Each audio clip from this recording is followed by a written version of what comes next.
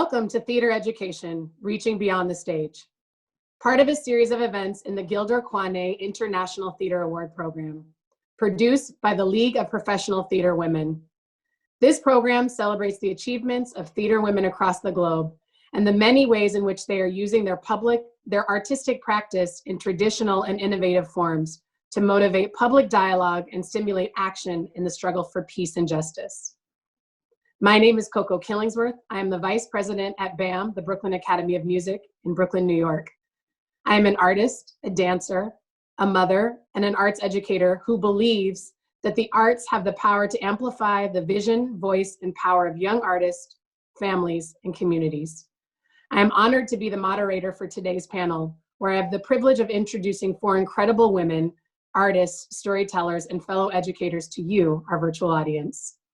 They are Iman Aoun of Palestine, Grace Gachocha of Tanzania, and Stephanie Berry in the United States, and Ilire Vinca from Kosovo.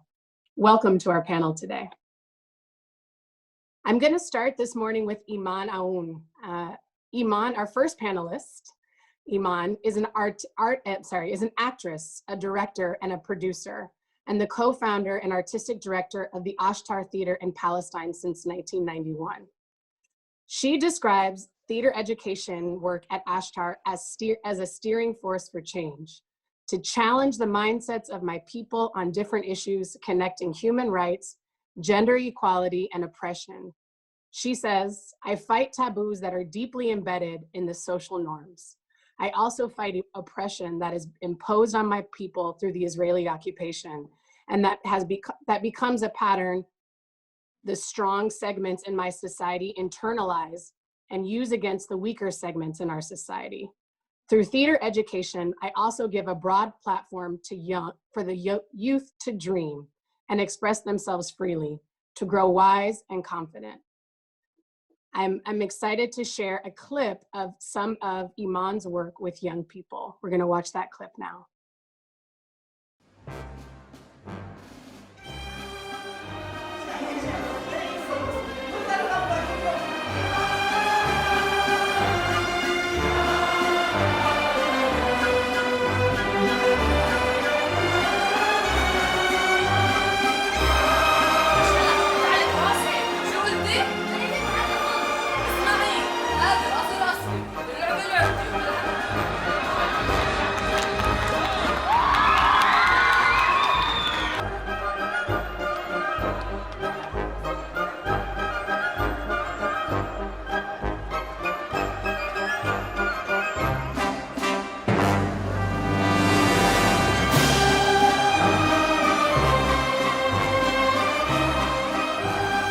الطالب والأستاذ عندنا الفصل والكتاب.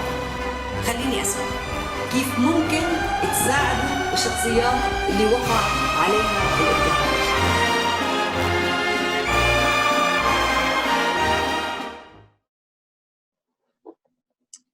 I'm tempted to say good morning, Iman, but I know it is not good morning for you, but good day.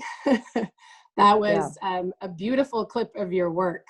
And I want to welcome you personally to the panel this morning, and thank you for sharing your work. I want to give you a chance to speak. Obviously, this is all about hearing your voice. And a question for you about that work. Your work is deeply rooted in the socio-political and clearly grounded in liberatory practices. What specific approaches do you use in creating the bridge between the political and the creative? Thank you, Coco, and I would say good afternoon here, but good morning. Good morning to you in the US. And thank you for the Gilder Koigney International Theater Award for having me, for being one of the finalists in this prestigious award, and I'm really happy to be with all of you here. So to answer your question, I would really take the entrance of the last bit of the segment of the video that you had seen, which is the Gaza monologues presented at the UN in 2010. which is one of our main focus and main work with our youth, is to raise their voices and to give them a platform whereby they, first of all, become stronger human beings, able to fight for the rights and to protect themselves and to find their self-esteem, and to reject the fact that they are only victims living under occupation and oppression, whereby they become strong human beings, able to understand life and able to create a step into the world of change, into the world of strong presence. Ashtar Theatre, when we started the idea and the formation of this organization back in '91, myself and my partner Edward Muallim, we were both actors at the Hakawati prestigious theatre company that toured the world. But at that time, and still until the moment, we do not have theatre schools that are well established and that are connected to universities or to the education system. So Ashtar Theatre was the first theatre school for youth since '91. Wow. And we targeted the adolescents from the age of 12 until they are youth and they become 22, which means that high school and university students. We still do the same thing. We work with these segments and we train them for 4 years to use theater as an intro for professional life. We prepare them to go and study abroad and become actors or directors, but not only that. We prepare them to have strong personality, to be able to share their ideas and thoughts, to be able to maintain their identity, to fight for the rights, and to become active citizens in our emerging country. So by doing this, we also give them a new possibility, not only to study theater and drama, but we also teach them how to organize cultural events. So they design and implement an international youth festival every other year. And this year, it will be the 5th edition. We started this after the Gaza monologues, after the whole world have understood who we are and who our young people are, and their strength and their voices. And they received the Gaza monologues from our youth who had written them in Gaza, and they performed them in their languages around the world. So we thought that there should be a continuation, like a snowball of this project, whereby it's not only a one-time project, program, idea, but it is a continual building of solidarity between youth, because I believe that that the youth of today are the leaders of tomorrow. So if we want good leaders of the world, if we want people to be in the shoes of the others, to understand the oppression and the injustice that is happening to others, they have to really create connection from an early age. They have to create understanding when they are forming their understanding. So it is the critical age when you are an adolescent. And it is the age of formation of your philosophy. So, so if you do not really create an understanding, a harmony with the well-being of the others, with empathy towards the others, then you lose it probably when you are older. So that was, and this is one of our motives in the work with our youth. On the other hand, we also look at our education not only in one direction, not only with the youth, but also with the society. So we try to really work with the community in general. We are trained as theater of the oppressed jokers by the assistant of Augusto Boal, Barbara Santos, and so we use this form. We go into our community, we work with our groups, and you have seen a little bit, a small segment also in the play, sorry, in the video, I mean. And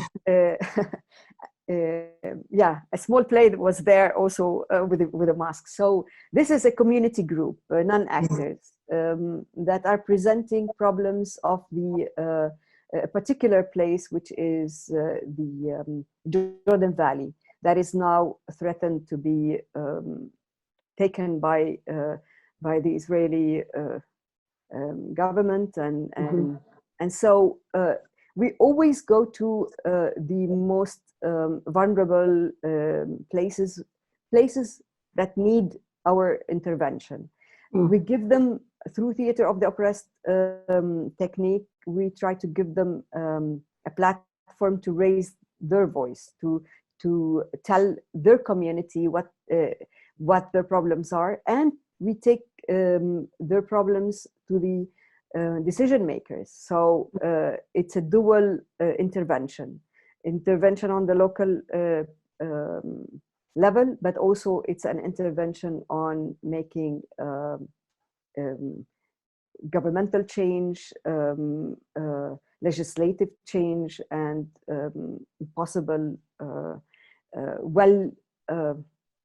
new laws for the people. So so this is our intervention into the community, but we also sometimes, as professional group, as we are a professional ensemble, we also put forum plays or legislative plays that are widely interesting and important for our society in general, and we present it to our people. Thank you. If you want me to stop, I can, but if you want me to continue. Well, I do want to be able to, so much of what you said is so rich in terms of the, you know, the voice making, the strength building, the confidence, especially in, as we talked about earlier, the socio-political climate and the necessity, not just for the 18 to 22 year olds, but or the 14 to 22 year olds, but for the community that's facing such not imagined, very, very real oppression.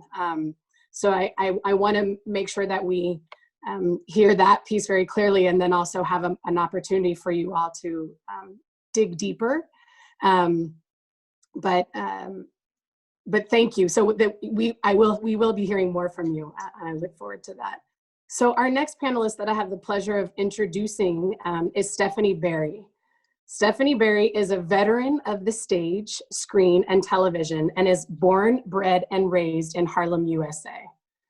Berry is the founder of Blackberry Productions and has dedicated her life's work to civil and human rights, successfully using the arts to champion both. Her pioneering approaches to employing the arts as a vehicle for improving student performance led to the creation of a permanent arts and education program at the Young Adult Learning Academy. Blackberry Productions produced a virtual theater and storytelling program during COVID-19 for families this past summer called Storytime from the Village of Harlem. Stephanie and her collaborators wanted to offer hope, smiles, and a project a whole family could participate in. We're going to see a small clip of an excerpt from Storytime from the Village of Harlem, Trust Your Friends. Enjoy. And please tell me, why do people love? Hi, everybody, and welcome to Storytime in Harlem. I'm Mama Akanke. And I'm Yaya. And we are here in the village of Harlem, where stories, ancient and new, are filled with lessons and inspiration from around the world. Tall tales, folk tales, fables, legends, and myths. Right here in the treasure chest of Harlem. Just put your ear to a rock or tree, close your eyes, and listen to the wind. We'll tell you where folks lived long ago. How the blind man came to see. How you can do anything you want to do, or be anything you want to be. A star, the moon, or a fish in the sea. Storytelling.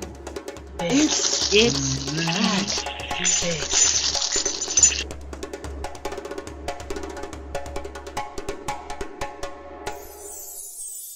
Together we party, together we dance, we sing karaoke, we've skipped and we've pranced, we dream of the future with grand business plans, we've marched in parades and performed in plays. I love all the time we spend, and that's why you're my best friend. I want to pick stars so badly. I know I will get them. I keep them in my heart. I will lay them aside, especially for you. These stars will shine in my eyes and bring out the best in me. Then I will give them to you. That is for you as my keepsake. As long as these stars will shine, our friendship will never disappear. Friends forever. Friends are forever. They are meant to be. Our friendship is unbreakable, like a car and car keys. Whenever I'm feeling down and hopeless, she will always be there to bring me happiness. Whenever there is a party, she will always invite me. We have the greatest times. We really do. Thank you. I want you to share more of what that process was, what Storytime in Harlem really was. But I wanted to welcome you. And I had the pleasure of speaking with you prior to the panel, and you shared that the inspiration for your work. And one of the things you said that is your work comes from, you learn from your grandchildren, as well as a small circle of people and friends and colleagues and collaborators, co-conspirators that you create with. Thinking about what we just saw, and in the way that you weave in storytelling, dance, theater, and then again, families, young voices. How do you weave in the inspiration of the real people that you have in your life into the approaches that you take into your work in theater education? How do you bring those two things together? It's hard to say where the origin lies, because the people in my life and, of course, social political dynamics influence, how I approach arts and education and use it in the classroom or the community or creating theater, and vice versa.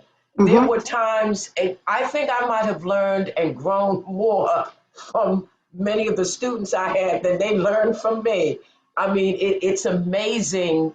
But what you just saw, Storytime from the Village of Harlem, it was something we did very quickly during COVID. And actually, and a few of my friends, and one of the people you see in there is Reverend Rhonda McLean Noor, who I have to mention her name because it's through her work. We call her one of the cultural warriors of Harlem.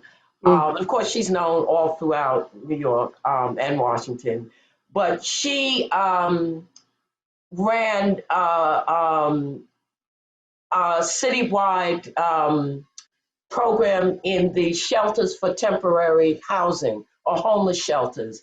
And it is through her that I have years and years of work with people who were called homeless. We like to say temporary housing, which was an incredible learning experience in terms of how do you not impose modals and structures onto people, but meet them halfway and let them feed you. And then you have the challenge of using your arts, your theories and all like that, and coming up with something that can help trigger them to evolve as both human beings, as thinkers, as creative people. So it's such a two-way street. Story time from the village of Harlem. We have a couple of episodes that we did quickly. What can we do? Kids can't go to school, and we put our grandchildren in them, so they're in there. And at the end of each story, the young people. In fact, we have a lot of young people in some of the episodes where they write their versions or they do an activity to inspire the family to do something together. But that was taken from a larger piece that was done many, many years ago called Flying Fables, where those are young people performing adapted fables from around the world. And original music was written. Some of it, in fact, there was a rap in there that was written by the young people, not us. So that's kind of how storytelling from the village of Harlem evolved. It was a quick, like, how do we, and that's part of what my company, Blackberries, our mission is to respond to the needs of the community. And so that was how we responded in the earlier moments of COVID-19 and the restrictions that young children had. Tried inspiring, people to do things together. But the bulk of my career as in arts and education was really, as you mentioned in the introduction, at the Young Adult Learning Academy for over 13 years. And it was the largest alternative school in the country for students who had dropped out of traditional high school. It was one of my biggest challenges in life and one of the periods where I grew as an artist, as an actor even, from these students, in my life. They taught me so much. I didn't let them know that at the time. But they really challenged me to respond to the needs. And something that I learned is that where they have taken the arts out of many of the schools and because it was deemed not priority, not as important as math and science, working at the Young Adult Learning Academy with these students taught me the interrelationship, how everything is connected. When you talk about being political, this pen is political. And that's how we approach school. We would look at a pen and they might describe it and learn metaphors and similes and write a poem about it. And, what is the R in a pen? What can the pen, how does the pen empower you? Then we go into the physical breakdown and make up the pen. Who made it? How much does it cost? That's political. We did a whole thing on Timberland boots.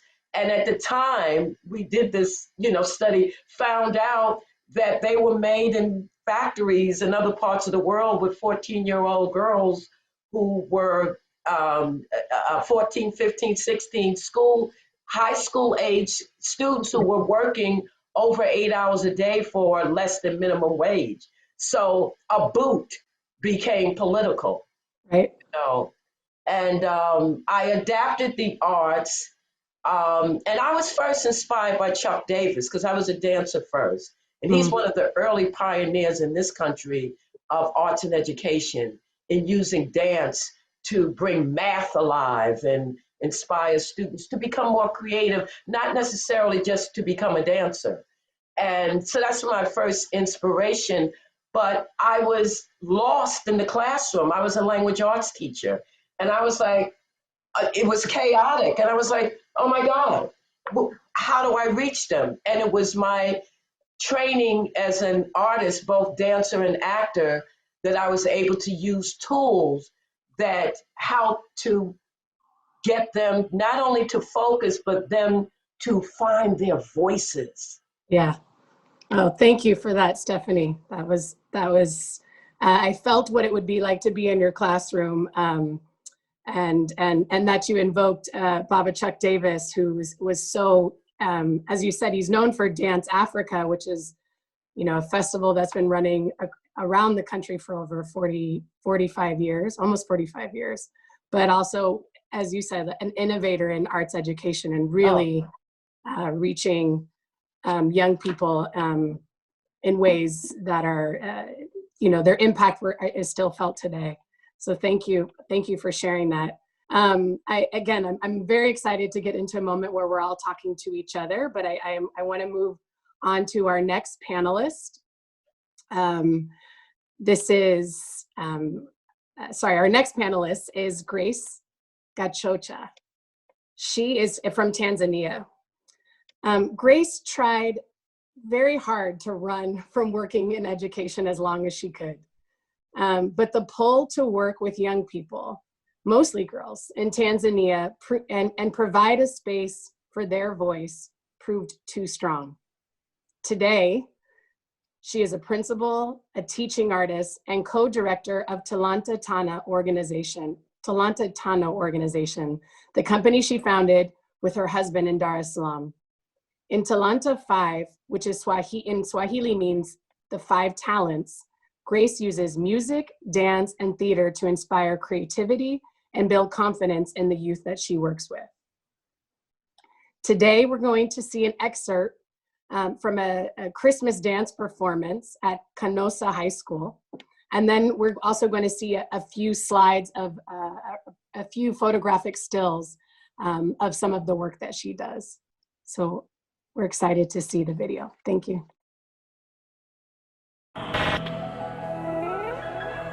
Your love has taken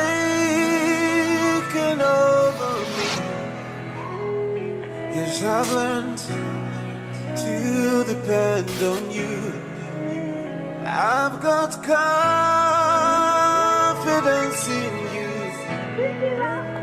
in you, oh Lord. I put my trust. Your love has taken over me, 'cause I've learned to depend on you. I have confidence in you, oh Lord. I put my trust.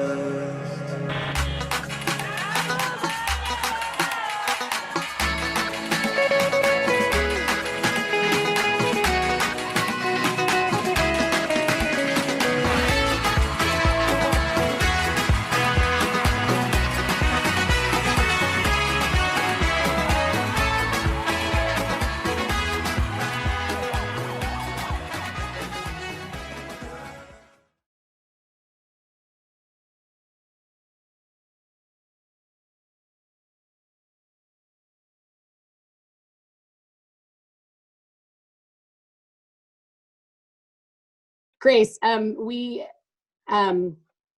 your work, you really pull together your work with the young women in schools. You really pull together with them dealing with very challenging issues, but still maintaining the light that they have. That's so evident in the video that we watched. How do you do that?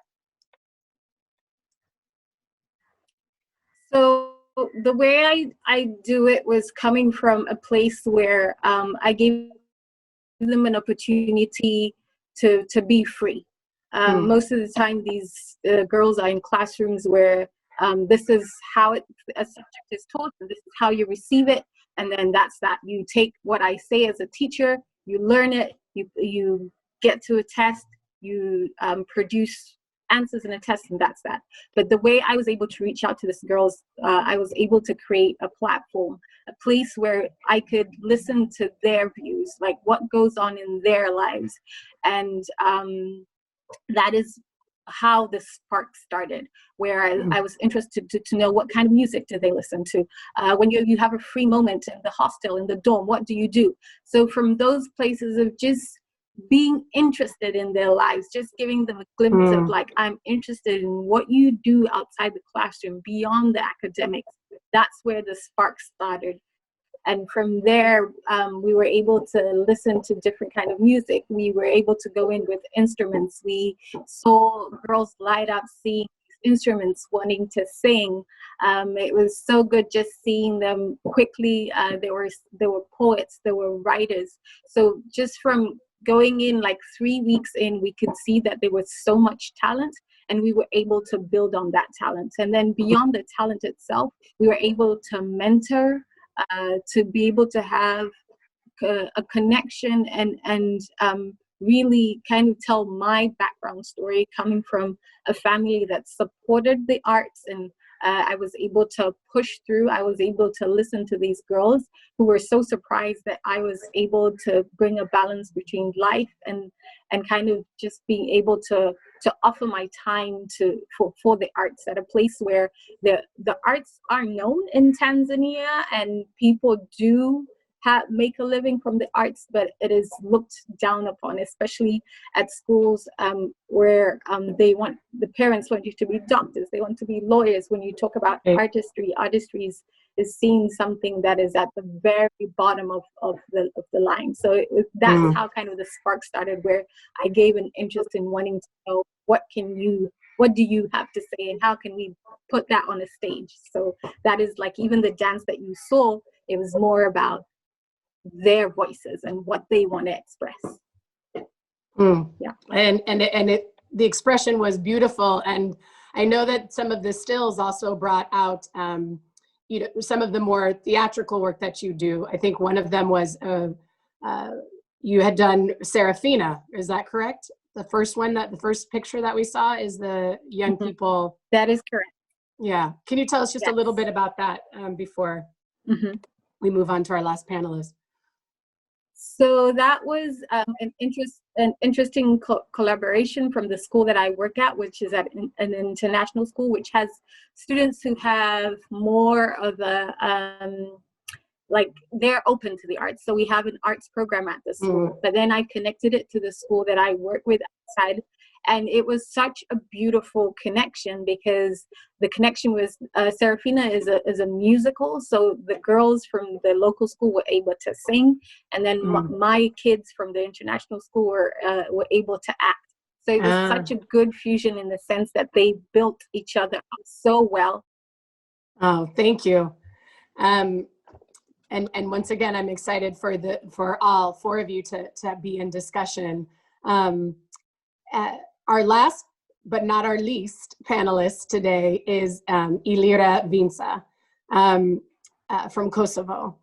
Ilire is a theater and film actress, a director, and an educator. And she is a professor of acting in the bachelor and master's degree program at the public university in Pristina, Kosovo. Ilire's journey into creating and performing in theater and in film as well, and becoming a professor, was interrupted by war in the 1990s, as was all life in Kosovo. And that experience informed how she approaches teaching and creating work with her students.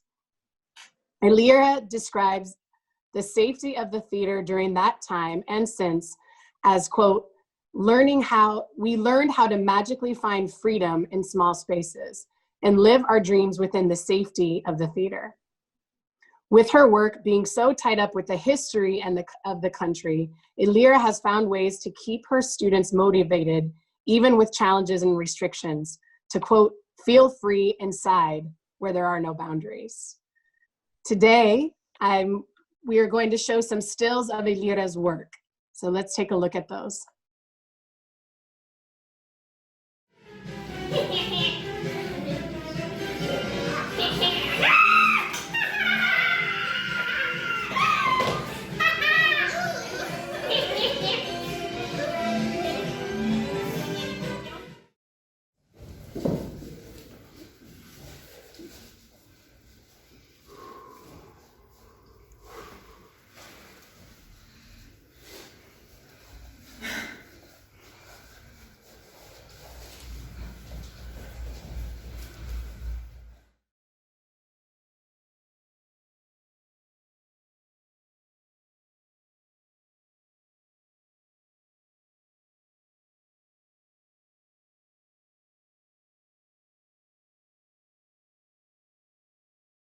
Good day, Ilire. Welcome.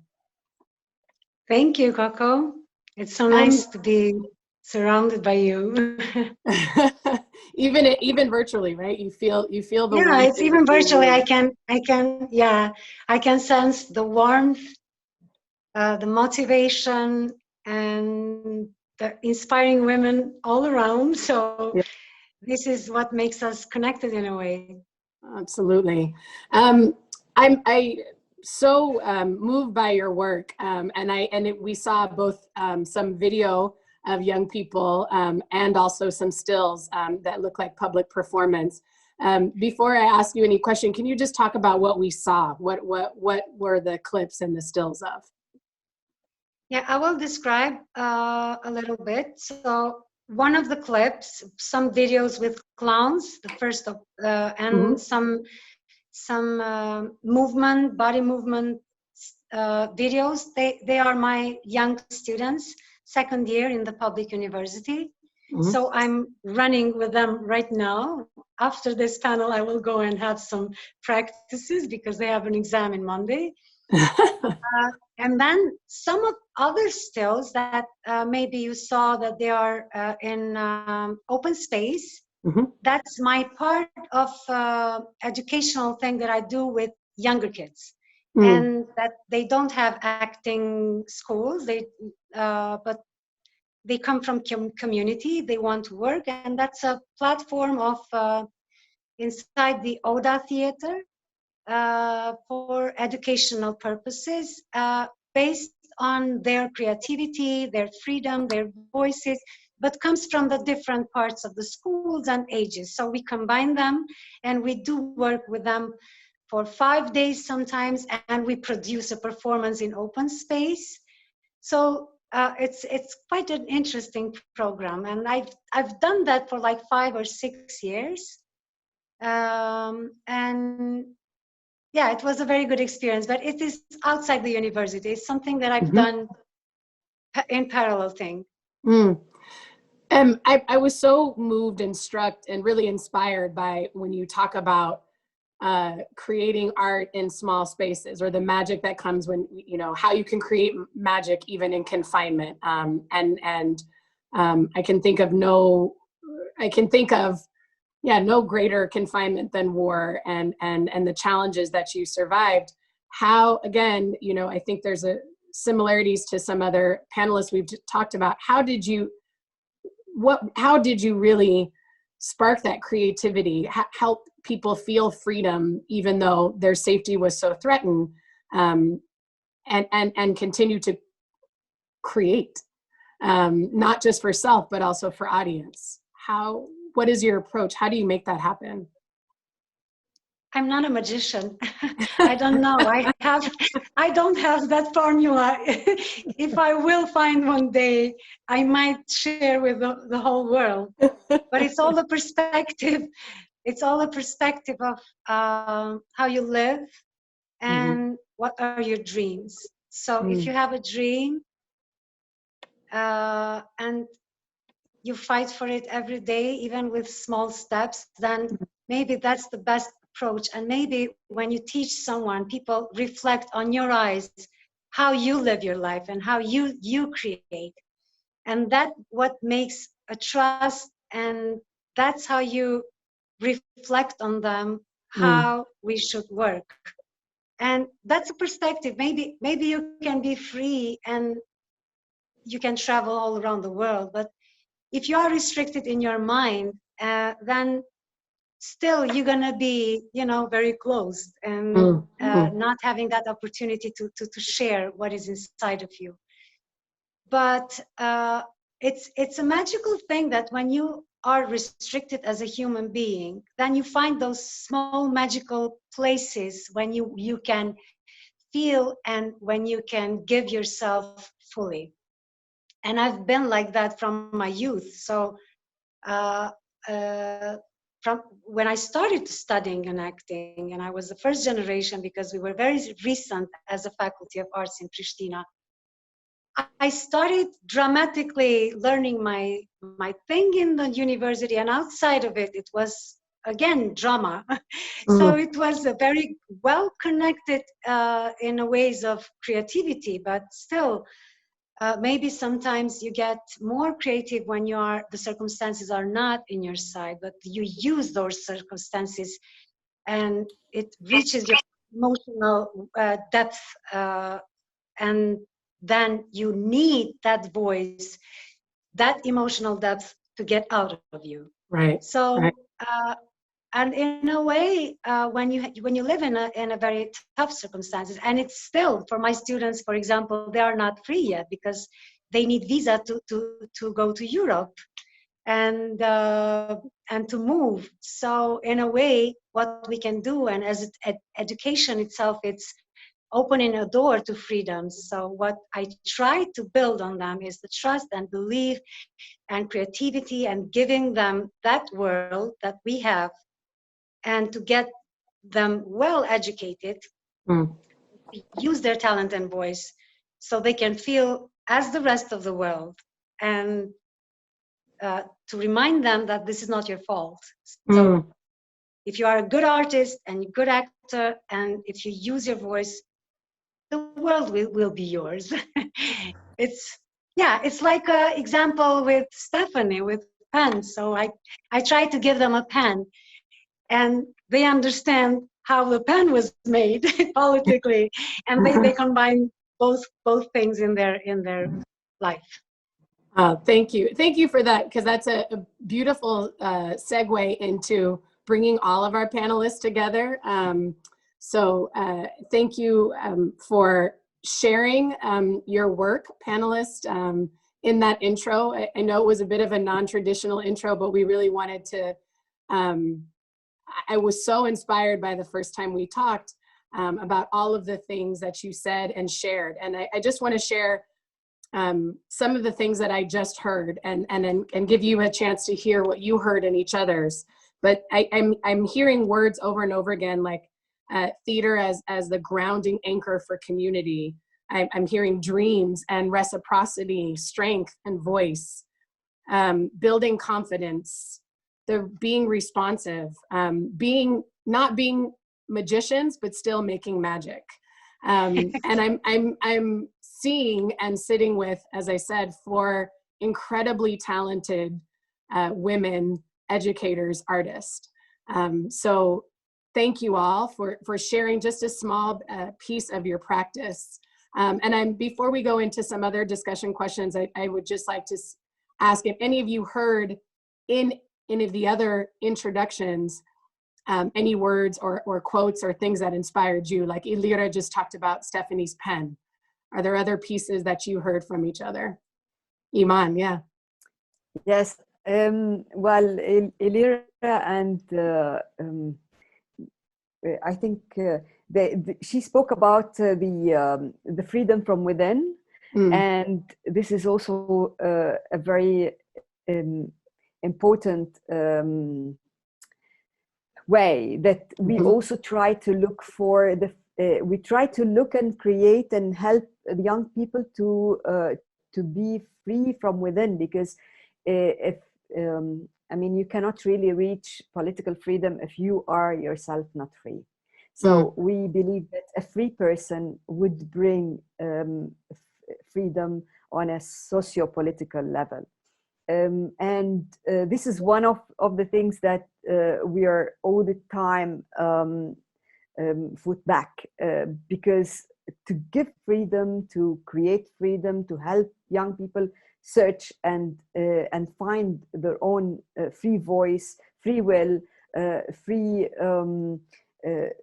action is not easy in quite a traditional society. And so this is an important step to really highlight.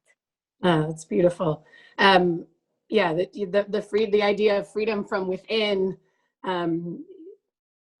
You have the way that you feel in performance and theater has to come from somewhere, right? Not just the experience, but the ability to transform and be something else. And that idea, and especially when we're being in places where we're not free, where we're facing oppressions.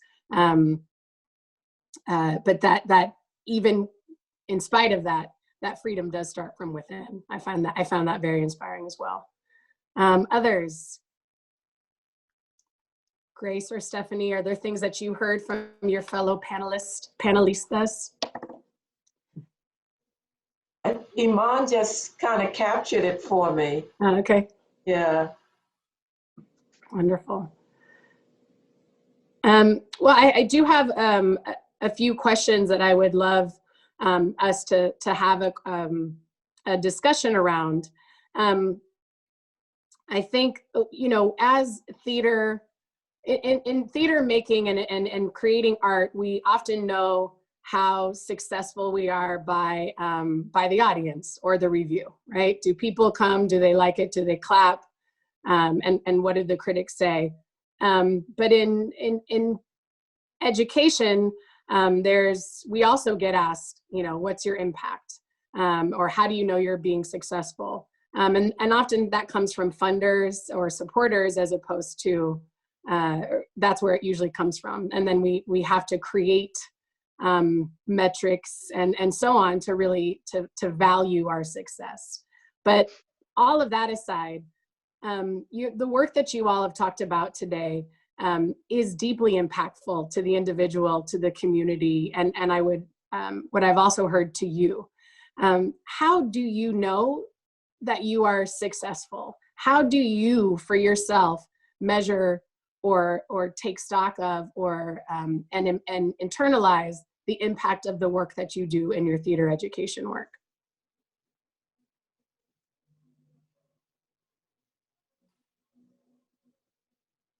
Go ahead, Stephanie. Seeing my students laugh, gut belly laughing, to see them, you know, and it's interesting because you can't, a lot of times we don't acknowledge the raw need for creativity and the expression of it. You know, we go to school and we formalize it, which is all good, but we don't recognize where it's been taken away. They're in the street creating, you know, hip hop dances, moves, and intricate. And so I see success when I see my students out in the street doing new raps on another level, where they really talk about issues, you know, where their moves become more of an expression of what's going, conflicts, that's what's in them. I see it in them. Yeah. You know. Yeah. Grace, I saw you smile as soon as Stephanie said that. Do you want to talk about that a little bit? You're on mute. Yeah, absolutely. I would totally agree. The smiles, the laughs, and for me, it's always when it comes, it's time to go. Nobody wants to pack stuff up. They're just continuing. They just like, a few more minutes, miss. We need, like, you need to go and have your dinner now. No, like, we need to continue. So that when Stephanie said the laughs, yes, the laughs, there's always the joy and the spark of like, I got it. And they're always wanting to continue to create more, and could we have more time? So that the joy, just the joy that comes out of the students. Yeah. For sure.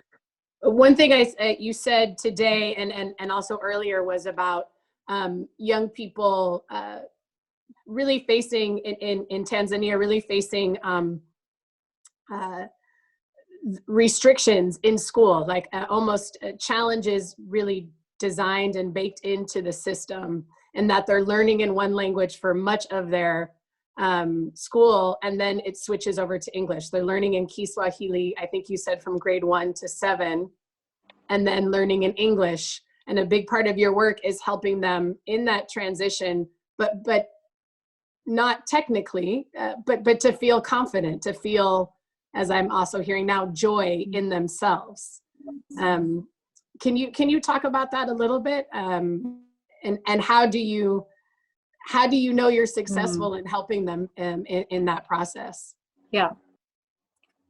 So like you said, there is the language restriction and barrier, and most of our work, most of the time, especially when we go into schools, we meet we sometimes need to base our artist and theater work towards the syllabus so that the schools and the principals and heads understand why we want to do the work. And most of the time we want to say, we want to build confidence, give these kids chance to be able to speak up, and especially to present themselves, because as they move into college and universities, everything is in English, and a lot of the time they have to do presentations, and they're very good at their writing English, but when you ask the student to stand up and present themselves, it's usually so hard. So most of the theater work that we do is to build confidence, for giving individuals strength to stand up and speak something. So most classrooms don't get a mind block, speak about something you love. Oh, yeah, that's beautiful. Iman or Ilire, do you what's your favorite animal? Give it to us and do you speak? So mostly it's about building. Yes. Building confidence. Oh no, I think we have a little bit of a delay, so I spoke over you inadvertently. Okay.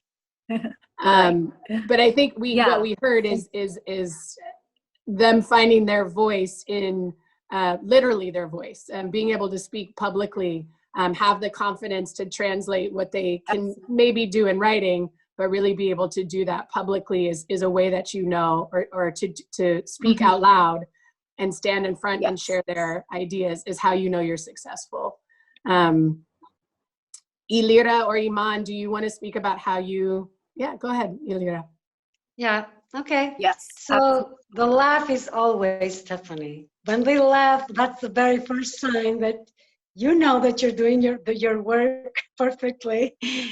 But the most beautiful thing is that I do laugh a lot because they bring such a fresh, such energy, and they are so unique. They are so beautiful inside and out.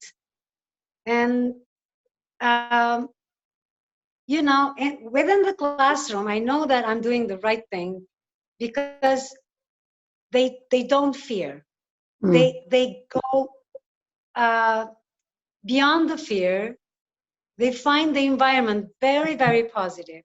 So if they go to the stage and try something, they don't have that struggle whether I'm doing the right thing or whether am I good enough or being judged or stuff, because as Grace said during the school, you know, they don't have that particular way of from other teachers. So they find that freedom once they are 18 or with educational younger kids during these workshops that I've done. And when they have that freedom to go in the stage and try everything, and they laugh on themselves, and we laugh all together on our mistakes, that's a good thing. And then for my graduation students, because it's been like quite a long period of time that I'm teaching, actually, it's like from 97, and it's almost like 60 graduated actors all around the world right now. Yeah. And for me, it's a very good reminder when I see that they've done their thing, their dream. They've worked outside of the university. They fly freely. They want to make their dream come true. So I have my ex-students now. They are my colleagues that I play in films together and in theater pieces. And sometimes I meet them in New York, and a lot of big news for them, and they are being, you know, well presented in the world. So for me, that's the magical itself. So I think again, it's a great thing to live. Yeah. Yeah. I just want to point out that you called that you said that you're not a magician, and yet you not only use the word magic for, you know, a lot, but you also conjure the images of you creating magic. So I just want to put that there. You might want to add that to your CV. Iman, how about you? Well, yes.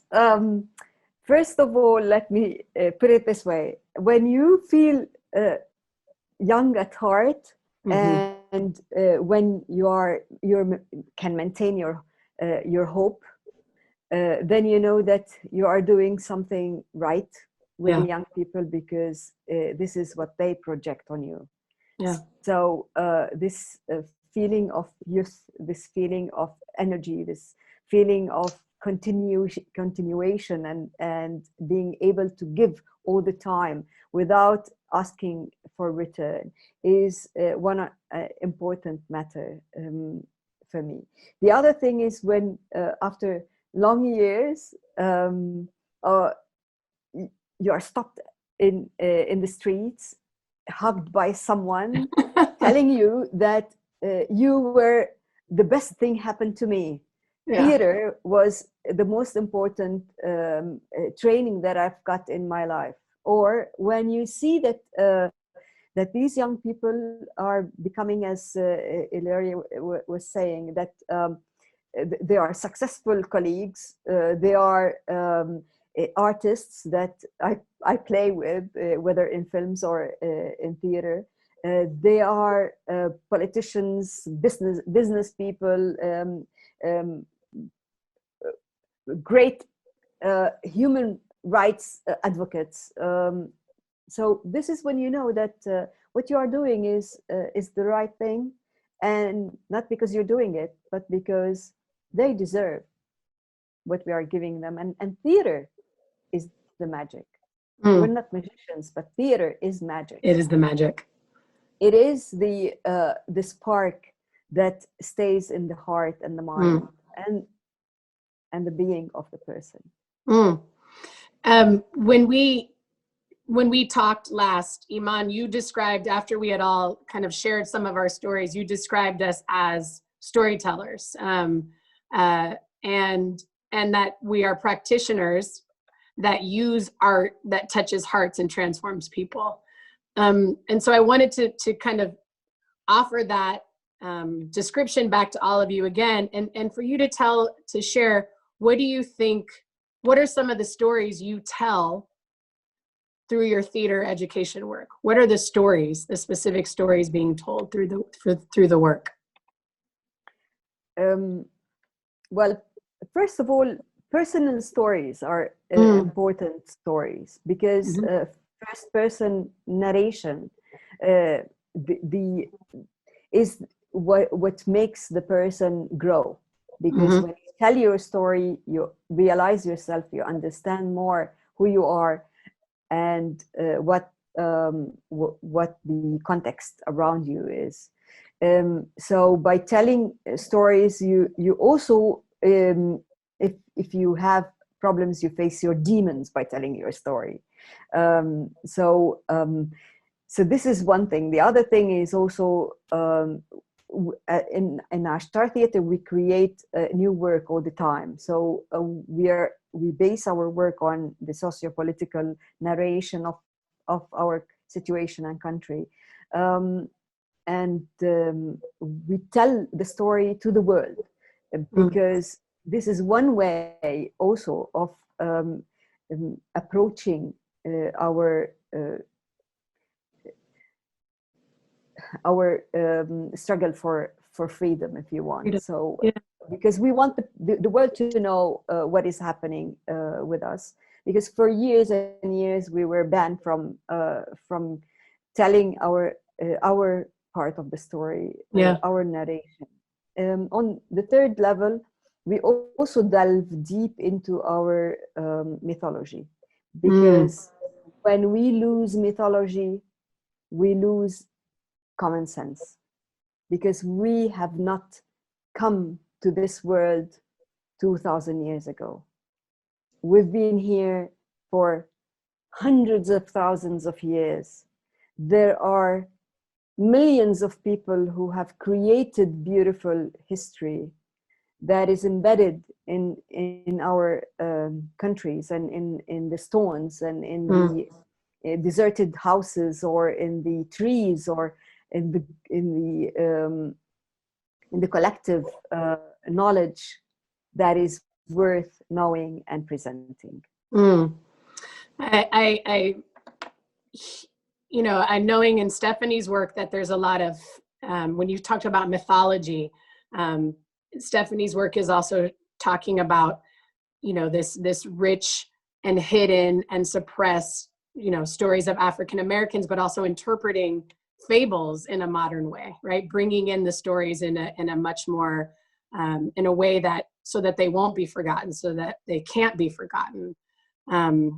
Stephanie, do you want to talk about any of the stories that you think are, that you tell in your work, that young people tell in your work that are important to you?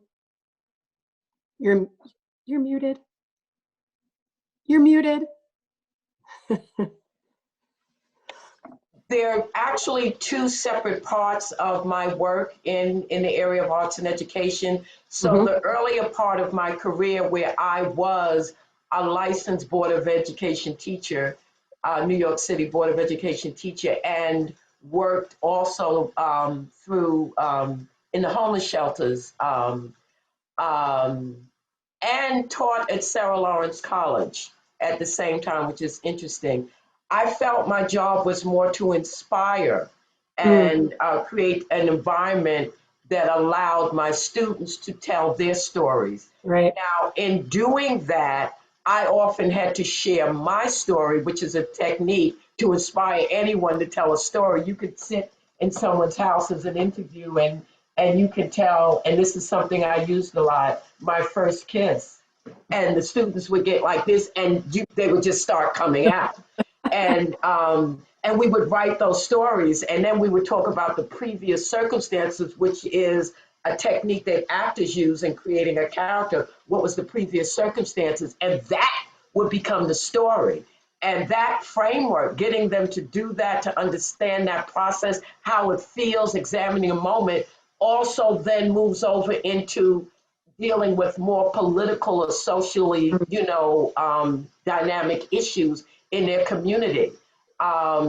So the earlier part was them getting them to tell their stories. In one example, I'm sure you all know the actress Tamara Tooney, you know, from Special Victims, and Keith David, who were both on my board and supported Blackberries.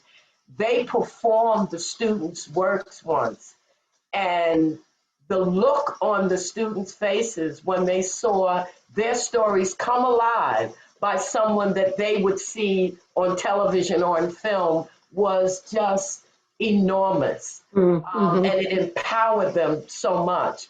Now, in this part of my career, also a quick aside, we studied fables and folk tales and mythology from all over the world, and I had other teachers helping with that. Then they wrote their own fables or folk tales to teach a lesson to someone in their life, and they had to adapt it.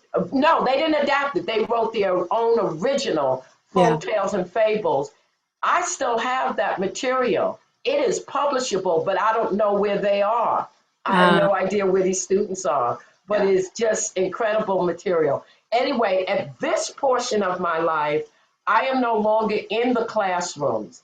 So my company is now committed to creating documentary theater. So we go out into the community and interview, and my ability to interview and get authentic stories from people of all ages really come from my work with my students years ago. They taught me how to extract authentic, you know, voices and thoughts and things that you might not ordinarily say to someone, even racially sensitive things, you know, that they would say. And so currently for the last decade, my company has been creating documentary theater based on issues in the community. And right now we're working on a piece called My Harlem 'Tis of Thee, which explores the impact of gentrification in an urban community. And we've interviewed a diverse cross-section of people for the last 10 years from Harlem, you know, and it's just amazing to hear their voices, old, young, in between. Great. Thank you. I do want to hear, Grace, from you about some of the stories that you tell and that your work tells. And I also want to share that I'm getting notice that the audience is really wants access and wants to ask some questions. So Grace, please share some of the stories that you. So many of the stories that I tell come from a place where I tell kind of my own story and then let the girls tell their story. And I think what's beautiful, what I'm hearing from the other panelists is that in the end of the day, we become part of these student stories and the people that we work with. We become part of their story. We make our mark in their stories. And one day, just as Iman was sharing, like you have someone, like you're at a supermarket or you're at the mall or somewhere, and a student someone comes to you and says, I will not forget the work that you worked with me. And especially with our program, we always have alumni coming back and helping and wanting to be part of the program and wanting to be part of creating new stories with the work that we continue doing. So I think the biggest thing for me is that all of us in our work, we become part of their stories as well. Yeah, that struck me too. The similarities amongst all of our experiences in very different parts of the world is striking for me as a theater arts educator as well. So now I happily turn it over to the audience for some questions and answers. And feel free, panelists, to leave yourself off mute during this section as well. So our first question. Well, first, I just want to thank everybody for being here. And what a remarkable opportunity this is for us to talk across the borders. I know some of you, Stephanie, we go back a long time. And I actually have a question for Iman, and it might reflect back to others as well. I've had the privilege of visiting Iman on a couple of occasions, so I know her work a bit and was at the Gaza Monologues presentation at the UN. Iman, can you talk to us about the particular challenges that you face bringing young men and young women together in your work? Palestinian society has some strict gender norms that are a little different or maybe more obvious than the ones that we all live with in the United States. And I think you've done a beautiful job bringing people together. And I wonder if you might want to share a little bit about that with us. Thank you. Thank you, Linda. Yes, well, the answer to this is really, would take me back to 91 and all the way. When we started, we come from a country that had separate education of girls alone, boys alone, and so it was really difficult when we started to bring boys and girls together and form even the basics of the training, putting them in a circle, that they don't want to be next to a girl because there's a stigma there of what I am a boy. I don't really take the hand or stand besides a girl. And also families had problems at that time of letting their girls be in a co-ed form or situation. So we had to really visit every single family in order to tell them what the training is about and how theater is something, not what they see on TV in that period, because what they have had to see of art was only the very low possible that was presented by the Israeli occupation on our people in the 80s and 70s. But later everybody wanted that kind of training, and everybody wanted to mingle. Boys and girls wanted to be together. Lately, unfortunately, things are going back into the first square. In certain areas, we are not able to at least when we work, we try to always, all the time, work together between boys and girls. But there's still some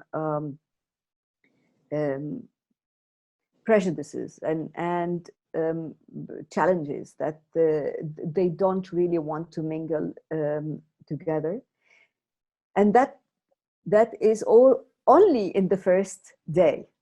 Soon, with the and thanks to the theater again all the time, with the exercises and the training, they find themselves like without control, without walls. They just go into the harmony of a group, and they become a real group together, and they start to negate the ideas that they have come or brought with them to the stage. So of course the society in Palestine is hetero. It's not one. There are groups who are very open, very acceptable.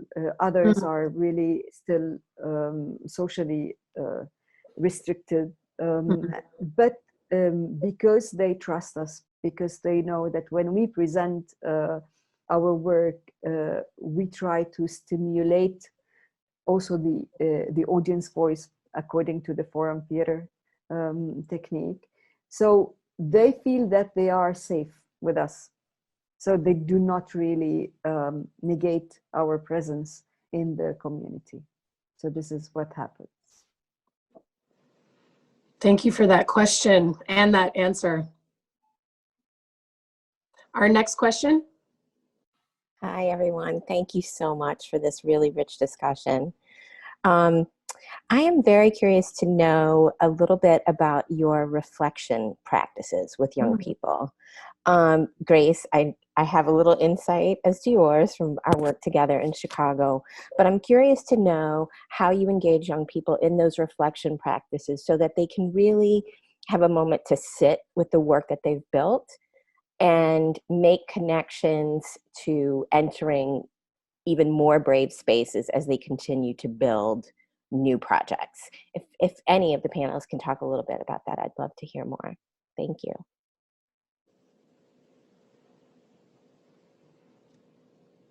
Thank you for that question. Panelists, again, if you want to be off mute during the whole time, that's fine. So what are your reflection practices?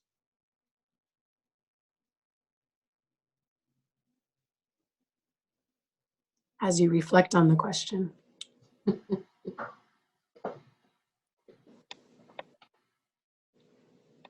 I'm afraid it wasn't clear enough for me, the question.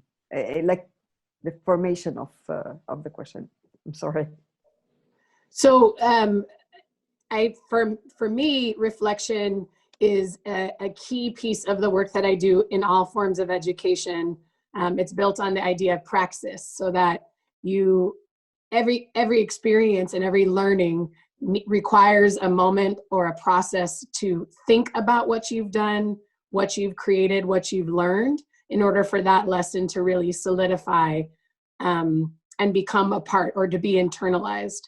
So in any of your work, can you share how you, at the end, maybe, or after a performance, guide young people to reflect, to think about the work and what they've learned and how it has impacted them? Is that helpful? Ilire, you're yeah. Yes, thank you. Thank you for the question, and thank you for clarifying it to us, Coco, a little bit. Because some of the words for art people, it's like, you misunderstand them. Actually, in the classroom, when I work with my students, my reflection is actually done through our discussion. So everything that we do, everything that we see while we are watching, so we become very wise watchers, and also having that opportunity that if you are being watched, somebody will help you and tell by their perspective, how do they reflect what they saw, how they understood. And this kind of discussion is always the best, if I can call reflection on air. So we do it in the classroom all together, because it's very important when you're on stage and you have your certain ideas of what do you want to reach, how do you want to tell your story. Also to understand that what are the needs and the clues and the techniques that builds this so you can be understood from the other side. Because we learn them to use their voices in a proper way. So if you have I have 10 students, for example, and if you have perspectives and reflection of what they saw from 9 of them, this really creates a very good foundation of reflection of how you're using your body and your words and everything on stage, and to which level this can be used in more proper way and proper way. So I guide them through this. I always, I'm most of the time like you, Coco, collecting and connecting all the thoughts that they have. And I always try not to say the last word. I try them to understand themselves the way they understand the whole thing. Yeah. So this is more or less. So I use the reflection during my work. And of course, you always as a person reflect while you're at home. And then when you have a problem or you see that this is not going very well to a specific student, or there is another, concrete thing, then you always can find ways while you reflect, yes. But it's an ongoing process. Okay, thank you. Thank you for that. Grace, would you like to share? Yeah, so I would definitely agree with Ilire. The reflection is a process throughout the classroom, but for me, a big part of reflection even comes after doing a performance where the students have done a performance, and then we reflect from the reactions the audience had, and like if there was part of during the performance itself, if things fell out, were they able to continue and reach the end of their performance, and what did that feel like? So working together as a team to move forward and get their story across. So reflection from there, but also as Ilire shared, where you get time to self-reflect, where they are able to talk amongst themselves, but also talk with students who are not in the program. A good reflection for me is always when we offer more students to join the program, just to see the amount of readiness from other students who are not part of the program wanting to enter the program. So they get to understand what we're doing, and have a hunger and thirst to be part of that program. So that is a big piece of the reflection in my work, is just to see how it affects those people who are not in the program itself, and how they see it, but also just seeing the impact and others wanting to come in, those who are outside, wanting to join our family and wanting to be part of the work that we do. Yeah.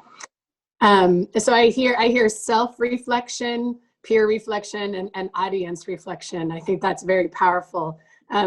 Stephanie, I see you, but I do want to move on to a couple of other questions.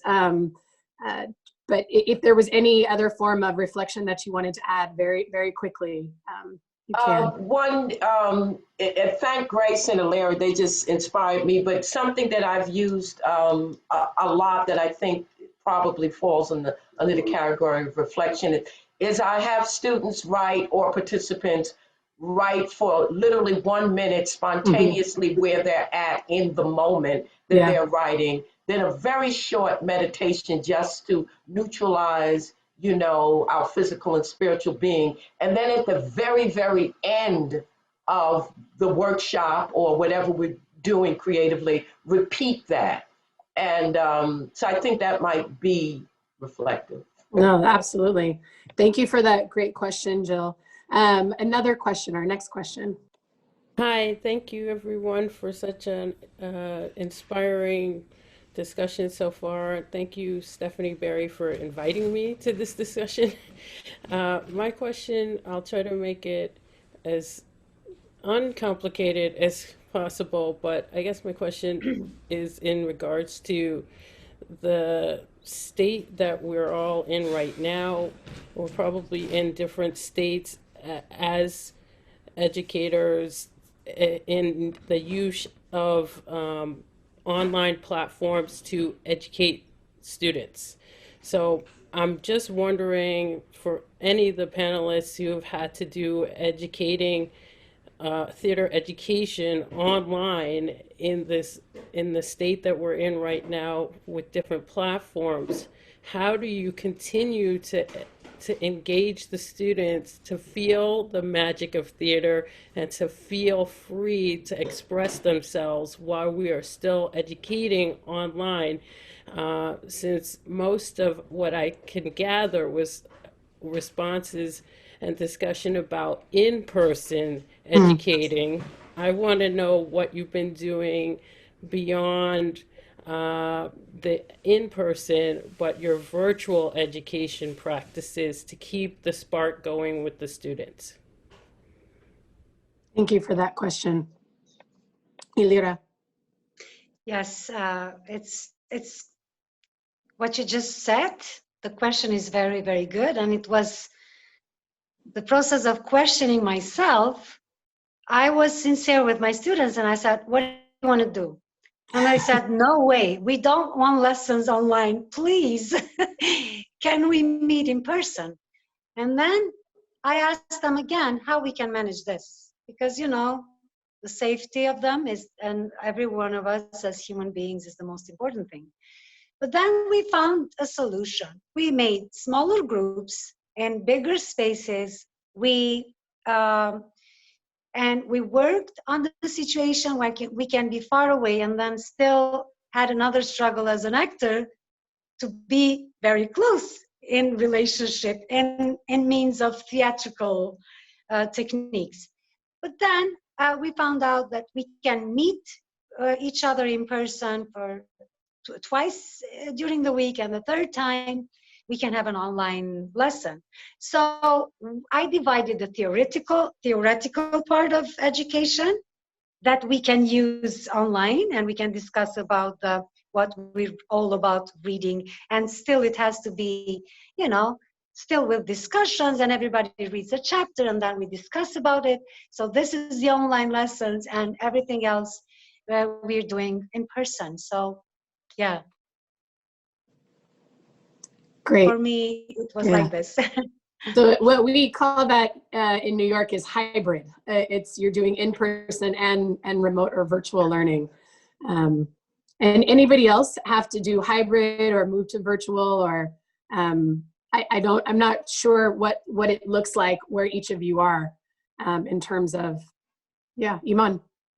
Well, in the beginning of the pandemic, when in March, April, May, everything was totally under lockdown, and we couldn't really go out of our homes. But so what we did is we tried to continue and maintain the relationship with our students by giving them tasks, whether to research or read theater, and also to make to film themselves in different characters. They impersonated the COVID itself, and they did many small scenes, and they filmed themselves, and we put them on our Facebook. Then when we were able to meet again, we were not able to perform for the public. So we took a new dimension, and we started to make films and videos. So they made an outside performance, an open air performance, and we filmed it, and then it was put on our Facebook and YouTube. And so this is the new ways of dealing with our students. But in terms of training, as Ilire said, we broke them into smaller groups, and we are able to train them inside the theater in small groups. But performances, until the moment, we were not able to perform publicly. But that's why we took the decision to film everything. Yeah. We're doing, as I said, similarly, where we are doing a lot of our virtual, our programs virtually, and then actually creating Zoom theater. It's wild. Anybody else want to talk about their virtual experience? Very quickly, I'm teaching at Carnegie Mellon University and scene study, and of course it's all virtual and no hybrid. And we just make it work. I don't know, what to say. I have in the boxes, I have students partner each other and focus on each other in their various boxes and try to send the energy through, the internet wave, just being creative in the moment, but it's all virtual. That's what we are, creative in the moment. Yeah.